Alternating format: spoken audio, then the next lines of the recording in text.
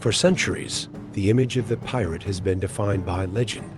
A ruthless rogue with a cutlass and an eye patch, sailing under the Jolly Roger. We imagine a life of lawlessness, chaos, and unchecked ambition.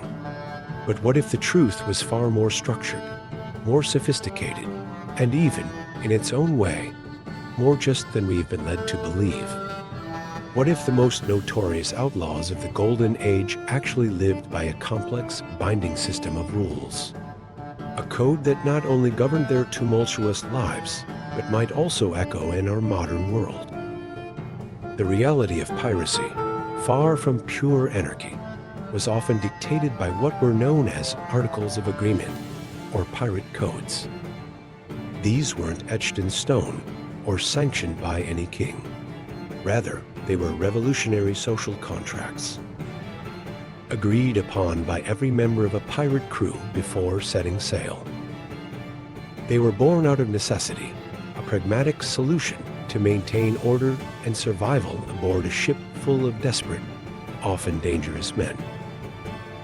Imagine a vessel teeming with former sailors, indentured servants, and escaped slaves, all united by a common desire for freedom and plunder.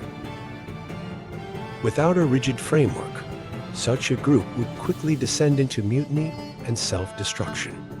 The Articles provided that framework.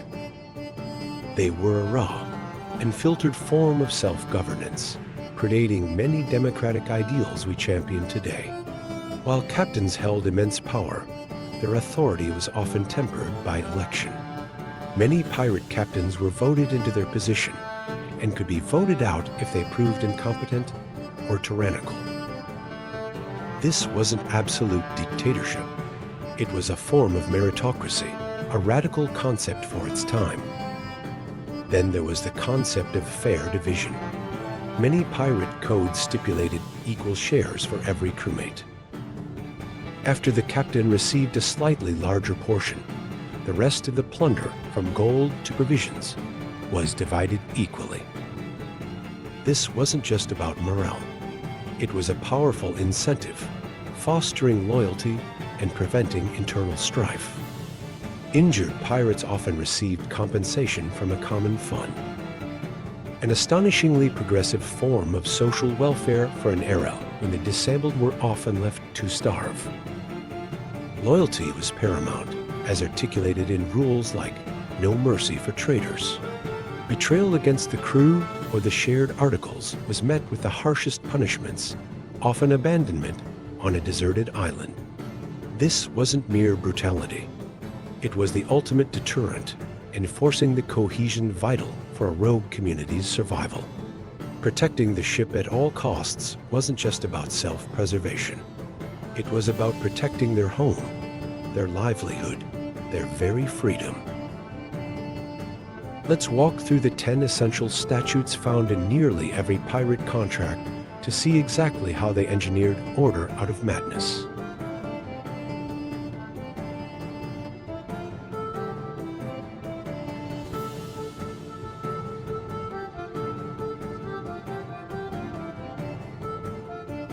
Rule number 1. Obey the captain without question. Disobedience leads to the plank. This is the biggest misconception in pirate history. While the captain had absolute, dictatorial power during battle to ensure split-second decisions, peacetime was a different story. Pirate ships were actually floating democracies. Captains were elected by a majority vote, and they could be deposed, voted out at any time. For cowardice, poor judgment, or even being too aggressive, the real power often lay with the quartermaster, who acted as a magistrate and protected the crew's interests. Unlike the Royal Navy, where you were stuck with a tyrant officer, pirates could literally fire their boss. Rule number 2. Equal shares for every crewmate. Fair division of the spoils keeps morale high. In an era where British sailors were paid starvation wages, pirates operated the world's first fair wage corporations. They used a no-prey, no-pay system defined by strict ratios. The captain and quartermaster might get 2 shares, while the lowest deckhand got one. Compare that to a merchant ship where the owner took everything. Even more advanced was their health insurance. Codes like those of Captain George Lowther specifically listed payouts for injuries. Lose an arm, get 600 pieces of 8. It was the first recognized workers' compensation system in the Western world. Rule number 3, no fraternizing with the enemy. Loyalty to the crew above all else. This rule was less about morality and more about operational security. Many codes, like those of Black Bart Roberts, strictly forbade bringing women or boys onto the ship. Why? Because sexual jealousy and romantic disputes caused infighting, and infighting destroyed the crew's cohesion. Furthermore, allowing strangers on board risked leaks about their location or future plans. We saw this fail spectacularly with Calico Jack Rackham, whose crew was too drunk and distracted by guests to fight back when the Navy finally cornered them. Rule number 4, respect the code of the sea. Honor among thieves keeps us afloat. The pirate code wasn't just a vague guideline or a vibe. It was a binding legal contract known as the Chasse Party or Articles of Agreement. Before leaving port, every crew member had to sign their name or make their mark on this document.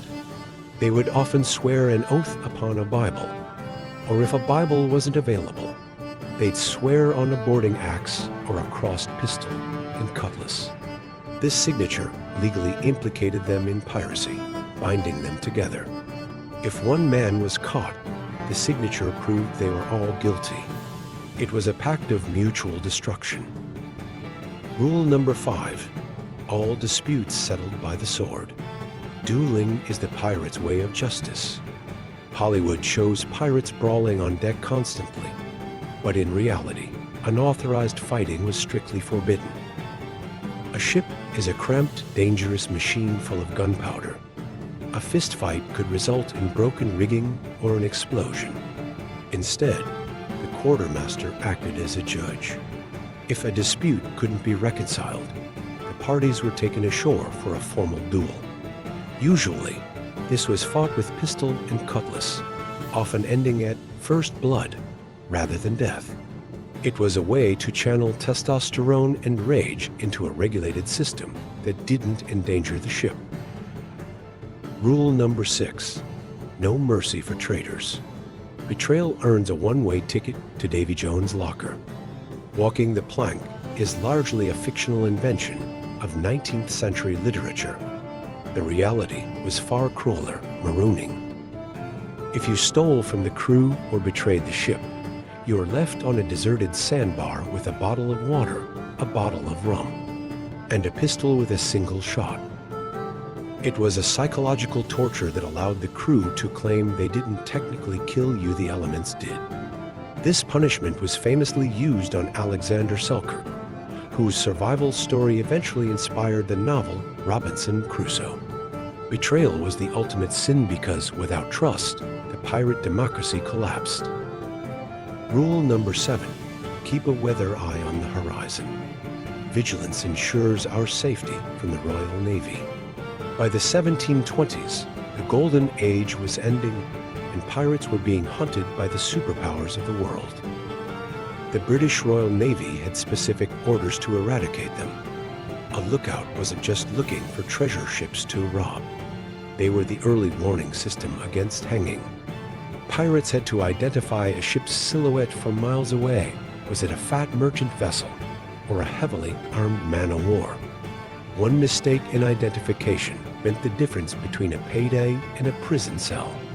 Constant vigilance was the price of their freedom. Rule number 8, share tales of treasure and adventure. Stories keep our spirits high during long voyages. Storytelling wasn't just entertainment. It was weaponized branding.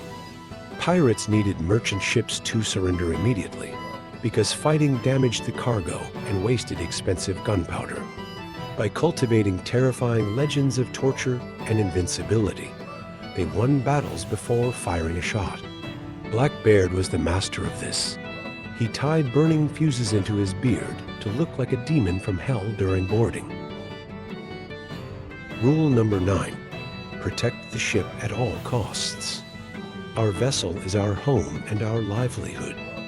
For a pirate, the ship was their getaway car, their fortress, and their bank vault. Maintenance was an obsession.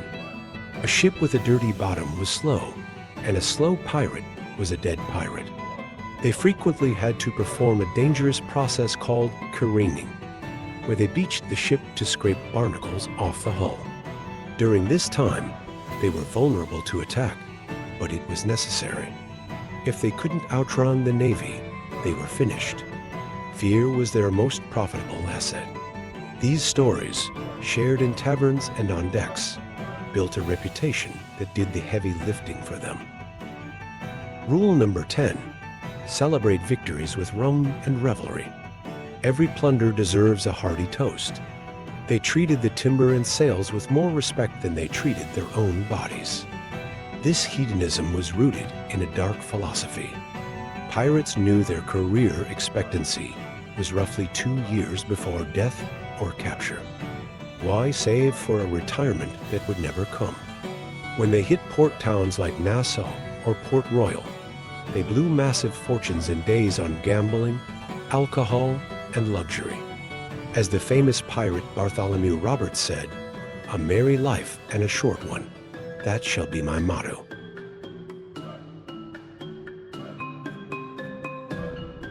These pirate articles contained elements strikingly similar to modern concepts of democracy, workers' rights, and even corporate governance. But the true mystery lies in their unexpected influence. While dismissed by official history as the laws of villains, the idea of elected leadership, of collective bargaining for shares, of a social safety net for the injured. These were revolutionary ideas taking root on the high seas, far from the grand halls of power. Did these outlaw practices subtly seep into the wider world? Were the tales carried by captured pirates or merchants, influencing later societal shifts? It's a historical enigma. While direct causal links are hard to prove, parallels are undeniable. The golden age of piracy, often viewed through the lens of chaos, might have inadvertently fostered some of the earliest experiments in egalitarianism and self-determination. The next time you hear a tale of pirates, consider not just the plunder and the adventure, but the intricate, unwritten laws that governed their lives. Were they merely brigands, or were they, in their own defiant way, pioneers of a different kind of justice? And do we, perhaps unwittingly, still live by echoes of these forgotten pirate laws today?